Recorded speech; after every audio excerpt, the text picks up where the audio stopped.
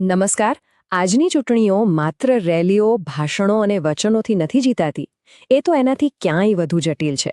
જાણે કે ગામડા અને શહેરોના નકશા પર શતરંજની રમત રમાઈ રહી હોય.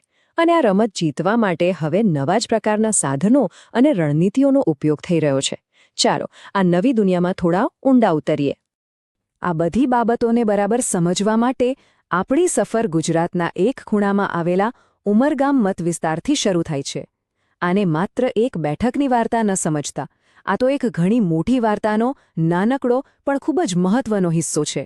એ બતાવે છે કે કેવી રીતે ડેટા, ટેકનોલોજી અને વ્યૂહરચના મળીને ચૂંટણીના પરિણામોને આકાર આપી રહ્યા છે.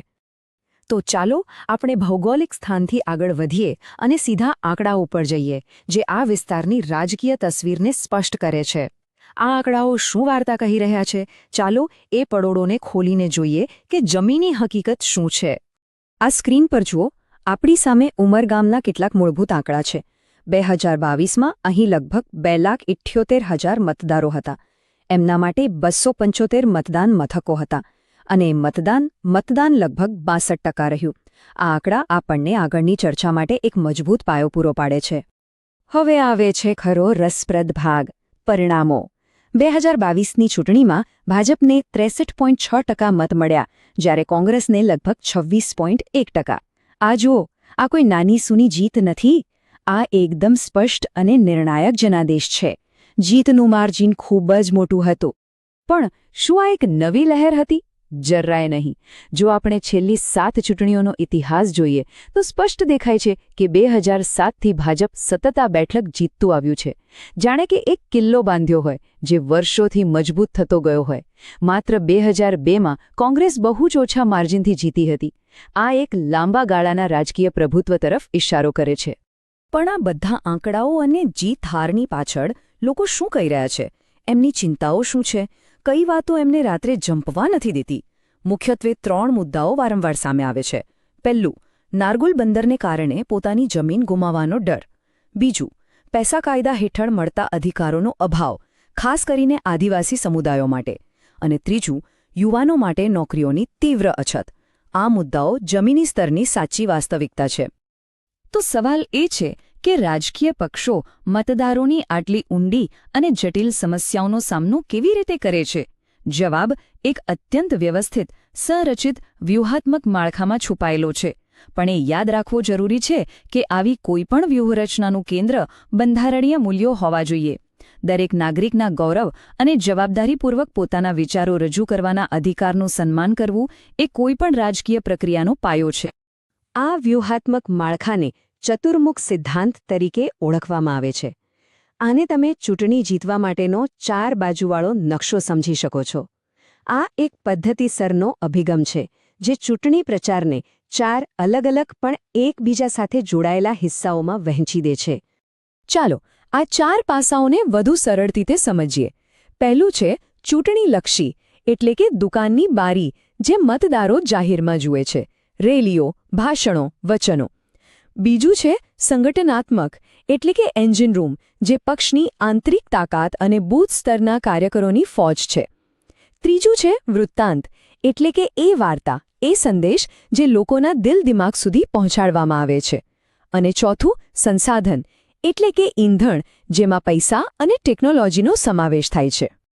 વૃત્તાંત એટલે કે નેરેટિવનું એક ઉત્તમ ઉદાહરણ આ નારો છે, હમારી જમીન હમારા હક. આ માત્ર શબ્દો નથી, આ એક વચન છે, એક ભાવના છે. તે ઉચ્ચ સ્તરની વ્યૂહરચનાને સીધી જમીન પર રહેતા વ્યક્તિના હૃદય સાથે જોડે છે. આ બતાવે છે કે કેવી રીતે એક રણનીતિ લોકોની લાગણીઓ સાથે જોડાયેલા એક નારામાં ફેરવાઈ જાય છે. અને અહીં સંસાધન અને સંગઠનની લડાઈ ખરેખર રસપ્રદ બને છે. એક તરફ ભાજપ પાસે 50,000 વોટ્સએપ ગ્રુપ્સનું નેટવર્ક અને મજબૂત ભંડોળ છે, તો બીજી તરફ કોંગ્રેસ 10,000 સ્વયંસેવકો સાથે ઓછા ખર્ચે લોકો સુધી પહોંચવાનો પ્રયાસ કરી રહી છે. ડિજિટલ તાકાતની આ અસમાનતા ચૂંટણીના પરિણામો પર બહુ મોટી અસર કરી શકે છે.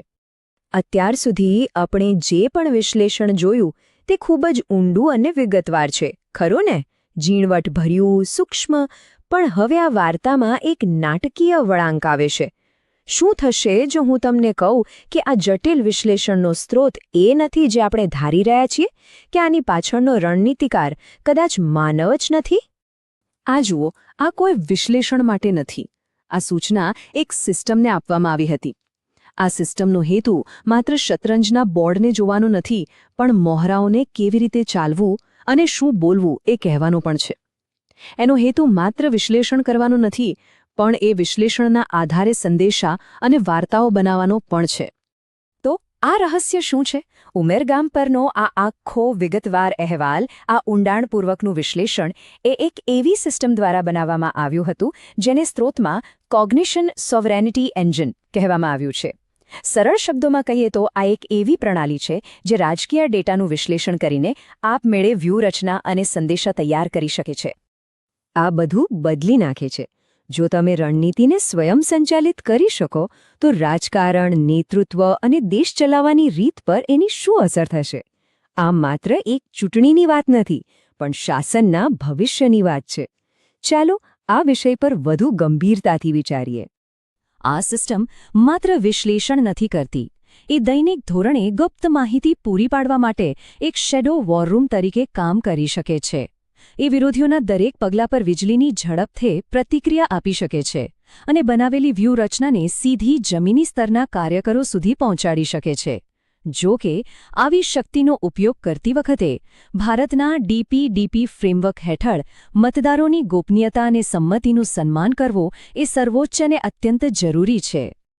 જો તમે જનકેન્દ્રિત નેતા બનવા અને તમારા મત વિસ્તારને ઉન્નત કરવા માંગો છો, તો blueprintstrategies.ai પર mgr@blueprintstrategies.ai પર સંપર્ક કરો અથવા 08042041602 પર કોલ કરો. રાજકારણથી પરનો હેતુ.